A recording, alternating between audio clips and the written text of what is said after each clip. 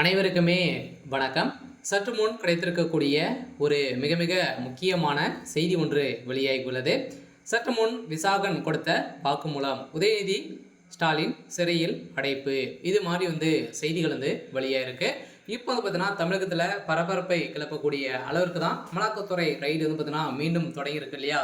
So 3 நாட்களாகவே தொடர்ந்து விசாகனுடைய வீட்டில் பார்த்தீங்கன்னா ரைடு நடந்தது. ஸோ அதே மாதிரி திமுக சந்த அமைச்சர்களுடைய வீட்டிலும் குறிவைத்திருக்காங்க. ஸோ அடுத்ததாக பார்த்தீங்கன்னா மதுவிலக்க ஆலைகளில் ஏற்கனவே நடந்த ரைடின் அடிப்படையில் இப்போ தான் பார்த்தீங்கன்னா இவர் மதுவிலக்குத்துறை அதிகாரியாக விசாகன் அவர்கள் இருக்கார். இவர் தான் பார்த்தீங்கன்னா மூல காரணமாகவே இருந்திருக்கார். இவருடைய அக்கௌண்ட்டில் தான் பார்த்தீங்கன்னா அனைத்து பணங்களுமே கொள்ளடிக்கக்கூடிய அனைத்து பணங்களுமே கைமாறக்கூடிய ஆளாக தான் விசாகன் அவர்கள் இருந்திருக்காரு.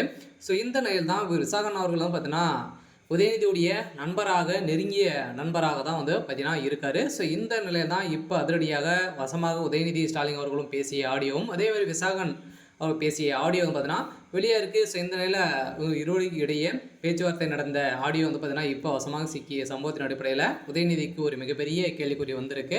ஸோ இதை பற்றி எந்த வீடியோவில் நம்ம முழுமையாக பார்க்கலாம். ஸோ அதுக்கு முன்னாடி நம்ம சேனலுக்கு இப்போ தான் நீங்கள் முதல் முறையாக வந்திருக்கீங்க அப்படின்னா மறக்காமல் நம்மளுடைய சேனலை சப்ஸ்கிரைப் பண்ணி சப்போர்ட் பண்ணுங்கள். ஸோ வாங்க வீடியோக்குள்ளே போகலாம்.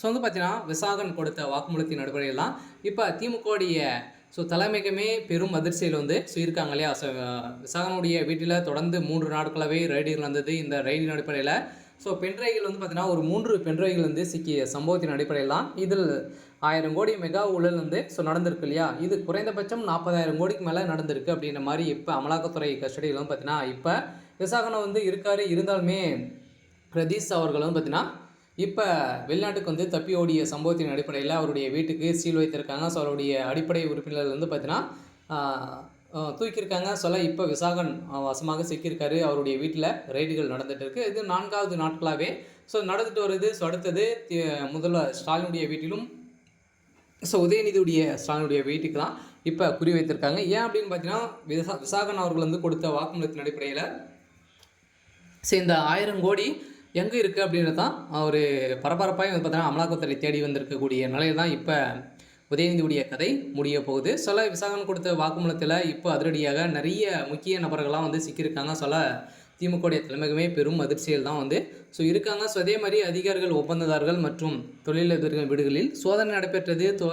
தொழிலதிபர் பிரதீஷ் துபாய் சென்று தலைமறைவாகி விட்டதாக கூறப்பட்டு வந்த நிலையில் அவரது வீட்டை அதிகாரிகள் சீல் வைத்துள்ள நிலையில் இதற்கிடையே விசாகன் வீட்டில் நடந்த 2 நாள் சோதனையில் முடிவில் ஆவணங்கள், பென்ட்ரைவ்கள் உள்ளிட்ட பல்வேறு மின்னணு சாதனங்கள் அமலாக்கத்துறையால் பறிமுதல் செய்யப்பட்டு உள்ளதாக இப்போ தகவல் வெளியாயிருக்கு. ஸோ இந்த தகவலின் அடிப்படையில் தான் இப்போ அதிரடியாக உதயநிதி ஸ்டாலின் சிறையில் அடைக்கப்பட்டிருக்காரு.